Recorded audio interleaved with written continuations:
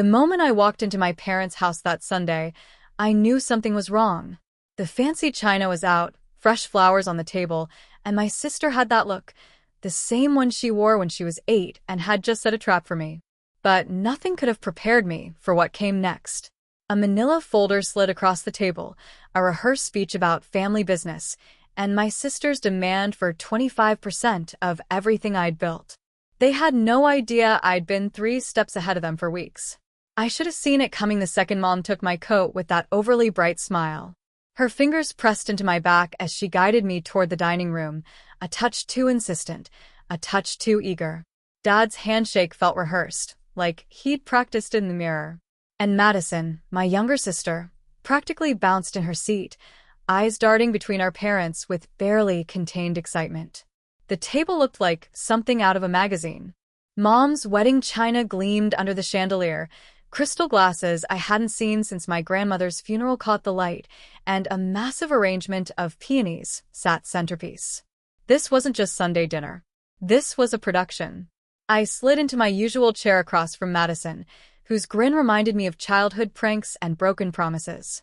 Dad carved the pot roast with surgical precision while Mom spooned mashed potatoes onto each plate, her movements mechanical, distracted. That's when I noticed it, a thick manila folder tucked beside Dad's silverware, its edge peeking out like a secret trying to escape. My appetite vanished. "So, honey, how's the practice going?" Mom's voice hit that artificially cheerful note she uses when she wants something. "Still working yourself to death?" "Business is strong," I answered carefully, watching Dad's eyes flicker toward that folder. "We just expanded our client base by 20% this quarter." Madison snorted into her wine glass. "All those clients crammed into that tiny reception area. You really should hire someone who knows what they're doing to manage things properly." The pieces assembled themselves in my mind like a puzzle I desperately didn't want to complete. Dad cleared his throat, setting down his knife with a deliberate clink. "Actually, that's what we wanted to talk to you about, sweetheart. We've been discussing the future of your practice." The pot roast turned to ash in my mouth. Mom jumped in seamlessly, like they'd rehearsed their lines. "Family enterprises need family leadership, don't you think? Your father and I have been considering how to ensure Bennett rehabilitation stays in the family for generations." "It's not a family enterprise," I said, my voice quieter than I intended. "I built it myself." "With our support," Dad countered, reaching for the folder. "And now Madison has developed an outstanding proposal that benefits everyone." My sister straightened, practically glowing. "I've created a comprehensive business plan to take over as your operations manager. You'd handle the clinical side while I manage everything else: scheduling, marketing, finances, growth strategy." She leaned forward, eyes glittering. "I'm only asking for 25% of net profits, which is incredibly reasonable considering the value I'll bring." The room tilted slightly. This wasn't dinner.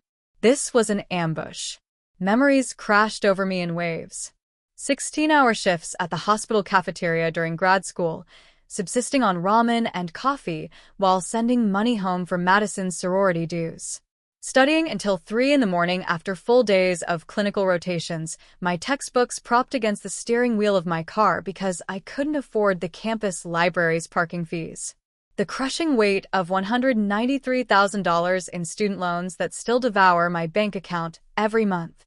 "I already have an operations manager," I said, surprised by how steady I sounded. Mom waved her hand dismissively. "But Madison has such a gift with people. Remember how she charmed Dr. Patterson at your ribbon-cutting ceremony? He barely noticed you were there." I remembered.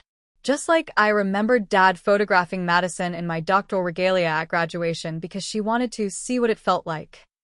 Just like I remembered Mom telling my biggest referral source that I was playing doctor until I found a husband. Just like I remembered Madison's 3-week stint at my front desk last year that resulted in unauthorized discounts for her friends and scheduling disasters that took months to repair. "May I see what you've prepared?" I asked, gesturing toward the folder. Dad slid it across the table, satisfaction spreading across his face. "My attorney already drew up the paperwork. Just needs your signature." "I could start Monday," Madison added, clasping her hands together. I've already been brainstorming ideas for rebranding. Your logo is so dated. I took a slow sip of water, then set the glass down with deliberate precision. The crystal base met the coaster with a soft click that seemed to echo in the sudden tension. Slowly, methodically, I reached down beside my chair for my briefcase. Before we continue, I said, there's something you need to see. The click of the briefcase locks sounded like a gunshot in the silence. Dad's confident smile wavered. Mom's fingers twisted her napkin into knots. Madison's triumphant expression began to crack around the edges as I withdrew a leather portfolio and placed it on the table between us. 3 weeks ago, I began, opening to the first document, I finalized a management services agreement with Rocky Mountain Healthcare Alliance. They now oversee all administrative operations at Bennett Rehabilitation moving forward. Dad grabbed the papers, his face reddening. You can't make decisions like this without consulting your family. Actually, I can. I slid another document toward him, my finger pointing to a highlighted section. Clause 7.2 specifically prohibits family members from holding management positions without unanimous approval from the board of directors. The board consists of myself and 2 partners from RMHA. Madison's face flushed crimson. You planned this. You did this deliberately to shut me out. I made a strategic business decision, I said, meeting her eyes without flinching, based on documented evidence. From my portfolio, I extracted a folder thick with complaint forms, each one meticulously dated and categorized. These are from last summer when you helped out at the clinic. 18 scheduling conflicts that resulted in patients waiting for hours or being turned away entirely. 27 unauthorized discounts, including 12 to your sorority sisters. 35 billing errors that nearly triggered an audit from our largest insurance provider. Mom reached across the table, her hand hovering near mine without quite touching. Everyone makes mistakes when they're learning, Sierra. You're being cruel. These weren't mistakes made while learning. I stood slowly, finding unexpected strength in looking down at them for once. These were careless errors made by someone who believed the rules didn't apply to her. I pulled out another document, this one prepared by my accountant with color-coded spreadsheets. This itemizes $47,000 in complimentary treatments provided to this family over the past 3 years. Dad's shoulder rehabilitation after his golf injury. Mom's chronic back pain management. Madison's sports massages before every vacation. The silence felt like vindication. While I provided your health care for free, I continued, my voice gaining strength. I was eating 99-cent ramen to make my loan payments. I worked doubles at the hospital cafeteria to help fund Madison's freshman year when you said you couldn't afford both our educations simultaneously. I locked eyes with Dad. I slept on treatment tables when I couldn't afford both rent and malpractice insurance premiums. My phone buzzed. A text from my operations manager. Did you tell them yet? We've got your back. The timing was perfect. Reminder that I wasn't alone anymore. My staff witnessed Madison's summer of chaos. They stayed late fixing her mistakes while she posted Instagram stories from rooftop bars. They knew the truth. My mentor warned me years ago that family and business mix like oil and fire. I said, remembering Dr. Chen's concerned expression when she found me crying in the supply closet after Dad missed my clinic's grand opening for Madison's sorority formal. I should have listened sooner. I gathered my documents with practiced precision, sliding them back into the portfolio in perfect order. The methodical movement steadied me, just like organizing instruments before a complex procedure. We can negotiate, Dad said, his authoritative tone cracking. 20% instead of 25%. A probationary period. Surely we can work something out. I closed the portfolio with a sharp snap. My clinic isn't your retirement plan. It's not Madison's backup career. It's mine. Mom's hand flew to her throat in that dramatic gesture she's perfected over decades of manufactured crises. I never thought you'd choose business over family, she whispered, her voice breaking. The accusation hung between us, revealing everything wrong with their perspective. In their minds, my success existed to serve them. My practice represented not my achievement, but their opportunity. I'm not choosing business over family, I replied, my voice steadier than the thundering of my heart. I'm choosing boundaries over exploitation. Madison shoved back from the table, her chair scraping violently across the hardwood. You've always been so dramatic, Sierra. Acting like you did everything alone when we've supported you every step of the way. Supported me? I raised an eyebrow. When exactly? Was it at my graduation when Dad spent 20 minutes photographing you in my cap and gown? Or when Mom told Dr. Patterson I was just the medical person at my own clinic's opening? The memories surfaced faster now, each one sharp and clear.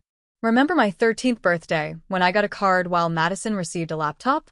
Or my valedictorian speech that nobody attended because Madison had a cold? I picked at my briefcase, surprised by how light it felt. Your support has been conspicuously absent when it actually mattered. Dad stood, his height no longer intimidating the way it was throughout my childhood. You've changed, Sierra. Success has made you hard. No. I met his gaze without wavering. Success has made me visible. And you don't know what to do with a daughter you can't ignore anymore. I lifted the briefcase from the chair, feeling the weight of years falling away. I'll see myself out. I turned toward the door, then paused. Oh, and starting next month, all family treatments will be billed at standard rates. Our charity program is reserved for patients who genuinely can't afford care, not those who simply prefer not to pay. Behind me, Mom gasped. Dad muttered a curse. Madison let out a theatrical sob. But for the first time in my life, their reactions didn't pull me back into the familiar dance of appeasement and apology. I walked out into the cool evening air, where my phone lit up with another message. We're all here for you. Always. And I finally believed it. That night in my apartment, the memories wouldn't stop coming. I sat on my secondhand couch with a glass of wine, staring at the city lights through my window, and let myself remember everything I'd spent years trying to forget. My 13th birthday fell on a Wednesday in March, unremarkable except for the biology exam I aced and the single greeting card propped against my breakfast plate. 2 weeks later, Madison turned 11 and received a brand new laptop with all the accessories, wrapped in silver paper with an enormous bow. I watched from the doorway as our parents helped her set it up, Dad explaining the software while Mom took dozens of photos. Sierra, come take a picture of your sister. Dad called without looking at me. This is a special moment. I held the camera steady, capturing Madison's delighted face, her fingers hovering over the keyboard like a pianist about to perform. Mom positioned herself in the frame, arm around Madison's shoulders. Remember when I got my first laptop? I asked later while loading the dishwasher. Mom paused, plate suspended in soapy water. You were always more interested in books, honey. Technology wasn't really your thing. Except it was. I'd circled laptops in catalogs for 2 years, left printouts of specifications on the kitchen counter, even saved birthday money for 18 months toward one. High school graduation brought academic honors, valedictorian, science award, full-ride scholarship to the state university. The auditorium buzzed with families clutching flowers and cameras. Mine arrived 12 minutes after my speech, sliding into back row seats as I returned to mine among my classmates. Traffic was impossible, Mom whispered when they found me afterward in the parking lot, empty-handed. But we can't be late for Madison's dance competition. You're coming to watch, right? The pattern continued through college. My dean's list certificates arrived by mail at the family home, sitting unopened on the hall table for weeks while I worked double shifts at the campus cafeteria. When I finally earned my doctorate in physical therapy, I stood alone after the ceremony until Madison waved from across the lawn. There you are, she said, reaching for my cap. Dad wants pictures of me in this. You don't mind, do you? I might go to grad school someday. For 25 minutes, I watched my parents photograph my sister, wearing the regalia I'd earned through 4 years of relentless work, my honors cords draped around her neck, my diploma case still clutched forgotten in my hands. Academic achievement is great, Sierra, Dad said later, returning my cap without meeting my eyes. But it's relationships that build a practice, not degrees. 5 years after graduation, I hunched over my laptop at 2 a.m, the clinic silent except for the hum of the refrigerator in the break room. Loan statements glared from the screen. $193,000 remaining, monthly payments larger than most people's rent. Earlier that day, I'd transferred $1,300 to Madison for her, temporary cash flow problem following her 5th job change in 3 years. My own apartment remained furnished with sidewalk rescues, a coffee table with 3 steady legs and 1 wobbly one, a couch that smelled faintly of someone else's life no matter how much I cleaned it, a desk lamp held together with duct tape. My stomach growled, echoing in the empty space. The bank officer's words still rang in my ears from that morning. Without a cosigner or additional collateral, Ms. Bennett, we simply cannot approve this expansion loan. I nodded politely, adding the rejection letter to the growing stack in my bag. I didn't mention that my parents had declined to cosign but had purchased Madison a new SUV the month before because she needs reliable transportation for job interviews. The treatment table became my bed that night. I curled onto the vinyl surface, wrapping myself in a clean patient blanket after 18 hours of back-to-back appointments followed by mountains of insurance paperwork. The cleaning crew discovered me there at 5:30 in the morning, still clutching spreadsheets. 8 months later, when Bennett Rehabilitation finally opened in its own dedicated space, not just a rented room in someone else's medical building, my parents stopped by for 17 minutes between Madison's engagement party preparations and their dinner reservation. "It's nice," Mom said, checking her watch. "Very professional looking." Dad examined my framed credentials on the wall. "Just remember, patients want warmth, not wall decorations." They left before the small reception began, missing the champagne toast for my 4-person staff and the photo for the local business section. The summer Madison decided to help out became a professional nightmare.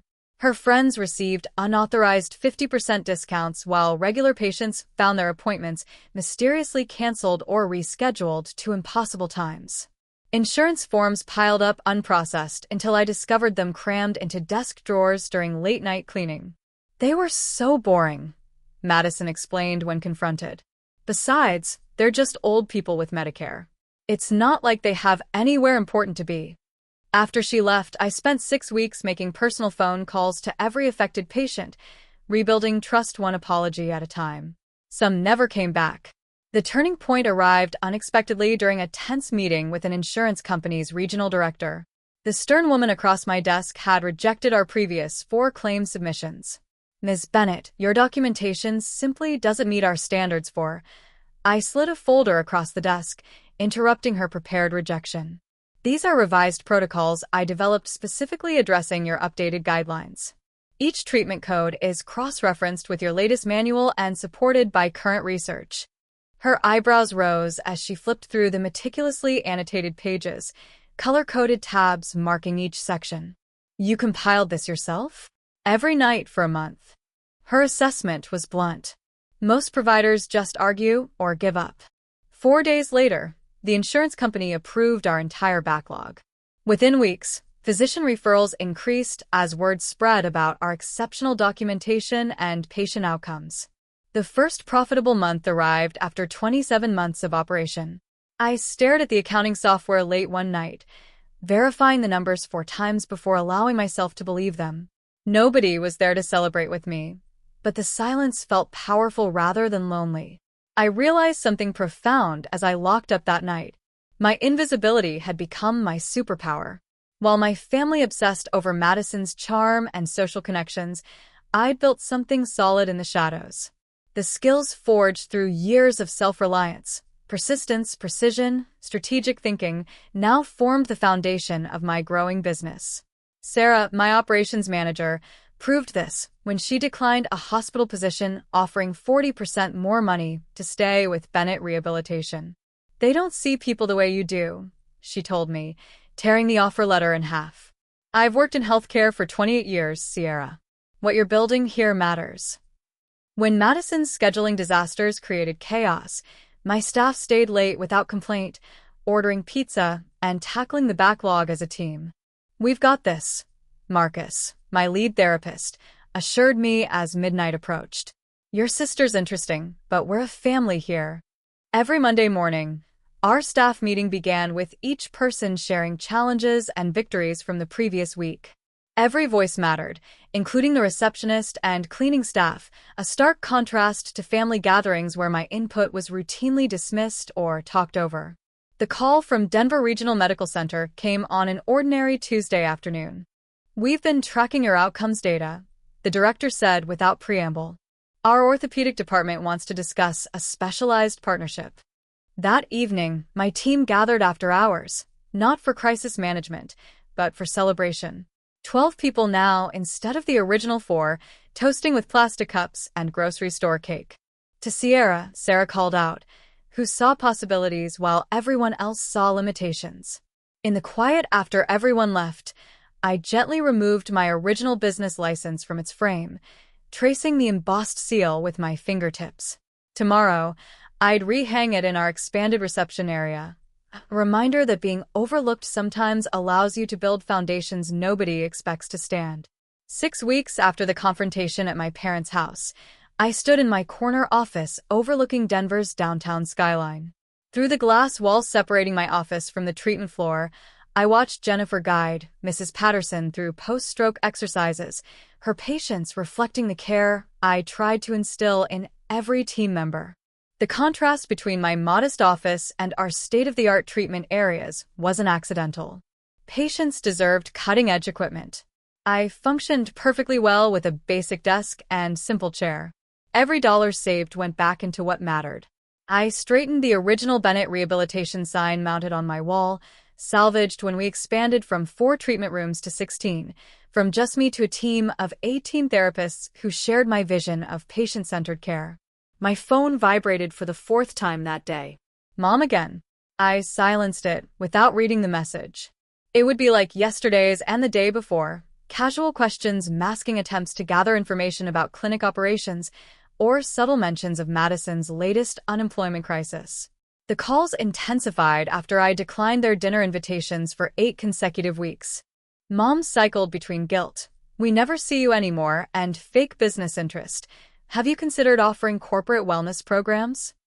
Dad attempted to contact my accountant directly, thankfully blocked by my advance warning. Their most desperate move came 3 days ago when Madison appeared unannounced during our busiest afternoon hours, clutching a folder of innovative marketing strategies that miraculously required her full-time employment to implement. Derek, my front desk coordinator, followed protocol exactly, offered her a seat in the waiting area, and called me immediately. I didn't interrupt my patient session. She left after 40 minutes. The afternoon sun warmed my face as I opened my laptop, reviewing the email I drafted, deleted, and rewritten 20 times. It was measured, professional, and absolutely necessary. To my family, after careful consideration, I'm establishing clear boundaries regarding Bennett rehabilitation. The clinic remains closed to family employment or management involvement. All treatment services will be billed at standard insurance rates. Business discussions are limited to my management team. I remain open to rebuilding our personal relationship, separate from my professional life. Sierra.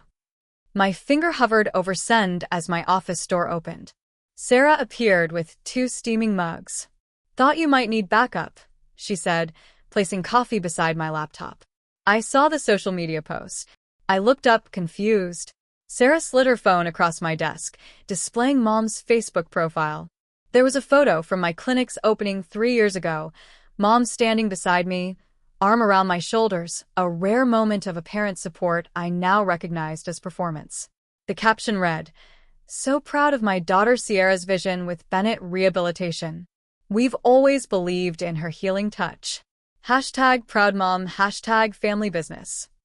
Posted 40 minutes ago. The hashtag is interesting, Sarah said carefully. Family business. The words tasted bitter.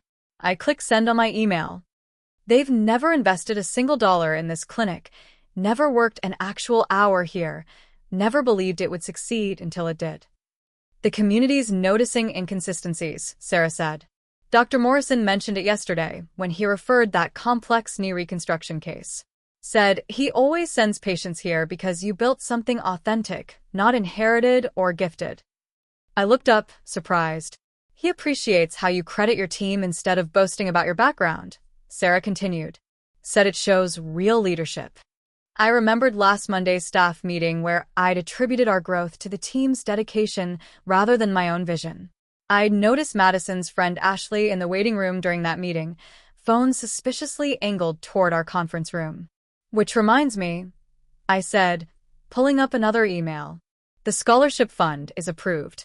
Starting next semester, we're supporting 3 physical therapy students with demonstrated financial need. Sarah smiled. Your mother called that wasteful charity when she overheard us planning it. Exactly why it matters, I said, standing to stretch. Any update on their latest attempt to contact the accountant? Your father tried charm, then veiled threats, Sarah reported. Finally left when Patricia mentioned potential harassment documentation. Her expression softened. There's something else. Your mother stopped by during lunch yesterday. When I explained you were at the Children's Hospital doing pro bono consultations, she left this. The envelope bore my name in Mom's perfect cursive. Inside, tear-stained paper contained desperate pleas about family misunderstandings and missing my daughter so much. The final line requested a family meeting to heal these terrible wounds. At their house, naturally. On their terms. My phone chimed with a text from Madison. I miss you, sis. Can we talk? Just the 2 of us? Sarah watched me process these coordinated maneuvers. Your father's letter arrived in yesterday's mail too. Very formal. Suggesting family mediation with his attorney present. I laughed without humor. The tables had turned. Their friends were asking questions. Community members were noticing the gap between their claims and reality. Through the window, I watched 2 therapists I'd hired from disadvantaged backgrounds guiding patients with the skill and compassion I'd fostered in our clinic culture. The afternoon sun illuminated our expanded treatment floor, built from my vision, my labor, my persistence, despite years of family dismissal. What will you tell them? Sarah asked. I placed the note in my desk drawer, joining other manipulative communications I'd documented carefully. When they're ready for a relationship that doesn't involve exploiting my success, I said, I'll listen. Until then, my priority is protecting what I've built. In the waiting room beyond my office, I noticed one of Madison's sorority friends who'd received unauthorized discounts last year. Today she sat patiently, insurance card in hand, respect in her expression where entitlement once lived. The facade was crumbling. Finally, 3 weeks later, I arrived at Riverside Cafe 25 minutes early, claiming a corner table with clear sight lines to both entrances. My chosen battlefield, neutral territory with enough ambient noise for privacy, without isolation. I arranged my leather portfolio precisely before me, its weight reassuring. Inside rested every text, email, and financial record documenting our tangled history. Evidence collected not with malice, but with a methodical care I applied to treatment plans. The barista brought black coffee without my asking. I'd become a regular here during my planning sessions. Through the window, I spotted them walking from the parking lot. Dad's shoulders squared beneath his polo shirt, Mom fidgeting with her necklace, Madison's confident stride betrayed by nervous glances at our parents. They'd coordinated outfits in navy and white, a united front. The bell chimed as they entered. Dad's jaw tightened when he saw me. Mom's smile froze. Madison's eyes narrowed at the portfolio before me. Sierra, sweetheart. Mom reached to hug me, but I remained seated, forcing her to awkwardly pat my shoulder. This is quaint, Dad said, settling into the chair opposite mine. Family matters should be discussed privately at home.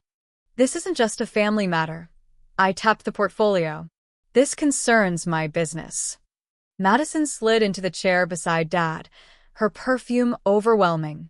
We brought scones from that bakery you love. She pushed a bag toward me that I didn't touch. A server appeared, took their orders, and disappeared efficiently. The moment she left, Dad leaned forward, hands clasped. Blood is thicker than water, Sierra. Family stands together, especially in business. Mom reached for my wrist.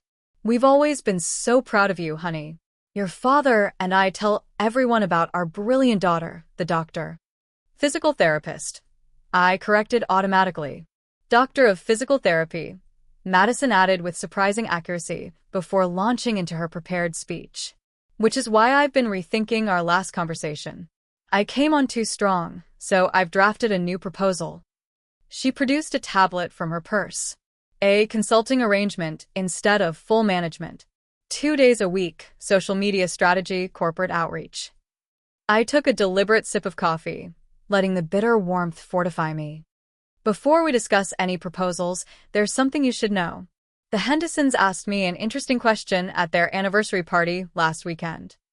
The mention of family friends caused all three to stiffen. They congratulated me on bringing you all into my practice and asked when you joined as partners. I opened the portfolio, revealing organized documentation. They seemed confused when I explained you weren't partners. That you'd never been partners.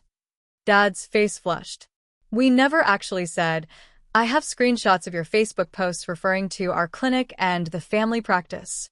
I slid printed pages toward him. Text messages from the Carlsons asking about the family business Mom mentioned at book club. Dr. Morrison's email asking why Dad contacted him about partnership opportunities. The silence stretched, punctuated only by the espresso machine's hiss and murmured conversations from nearby tables. You've been monitoring us, Madison said, her voice carrying betrayal, as if I was the one who'd violated trust. I've been paying attention.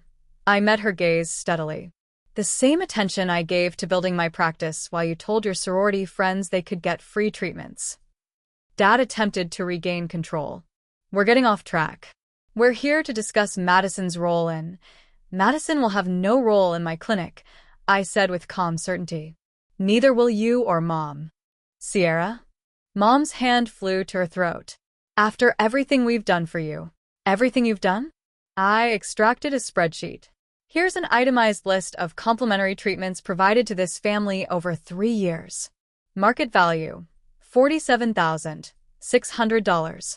Here are the loans I provided Madison during my first 2 years when I could barely make rent, $17,200. Still unpaid. Madison's face contorted. You said those were gifts. I said we'd figure it out later. It's later now. Dad's businessman mask slipped. You can't possibly expect repayment after all you've what? I cut him off, voice level but firm. After you missed my doctoral ceremony for Madison's sorority fundraiser? After you told Dr. Patterson I was playing at business until I found a husband?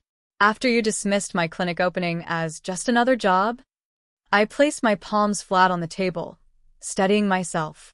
These are my terms for any future relationship. First, my business decisions are mine alone. No input, no suggestions, no contacting my colleagues. Second, any treatments for family will be billed at standard rates. Third, no more representing yourselves as partners or owners in my business. Mom's artificial composure crumbled, tears welling. Genuine ones this time.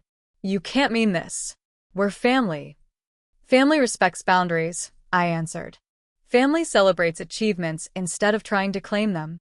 Dad's face darkened with frustration. This is ridiculous. We never thought you'd actually make it on your own. We were trying to help secure your future. The truth slipped out so naturally, he didn't seem to realize what he'd admitted. After all these years, all my work, all my sacrifices, they'd never believed in me. Madison's carefully constructed mask fell completely. It's not fair, she hissed. You get everything, the respect, the fancy title, the successful business. What about me? I'm stuck in dead-end jobs while you play hero in your precious clinic. There it was. The raw envy beneath the manipulation. The resentment beneath the charm. I closed my portfolio with a decisive snap and stood. I built everything I have while supporting this family emotionally and financially. I'm not playing at anything, and I'm done being invisible. I left exact change for my coffee on the table and walked away. Behind me, I heard Mom's quiet sobs, Dad's harsh whisper to Madison, the scraping of chairs. But I didn't look back. For the first time in my life, I moved forward without checking if they approved. The weight of their expectations fell from my shoulders with each step. I walked into the sunlight standing taller than when I'd arrived. 1 year later, I stood at the picture window of my expanded clinic, watching afternoon light paint golden highlights across Denver's skyline. The view before me mirrored the transformation within. "Dr. Bennett, your 3 o'clock is ready." Jennifer appeared at my side, chart in hand. "Mrs. Chen's final session." Perfect timing, I smiled, genuine warmth spreading through my chest. The waiting room bustled with life, a stark contrast to the cramped space where I'd begun. Patients sat in ergonomic chairs beneath framed community service awards that had joined my original business license on the wall. Our waiting list stretched 10 weeks out, testament to the reputation we'd built together.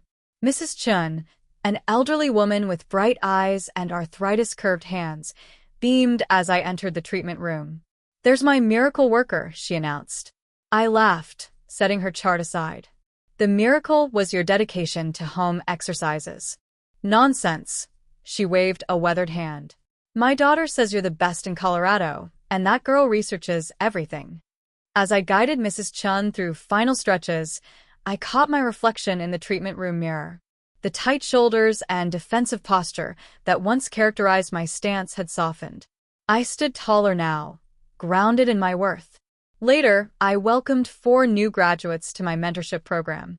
They gathered around the conference table, eyes bright with the same determination that once fueled my midnight study sessions.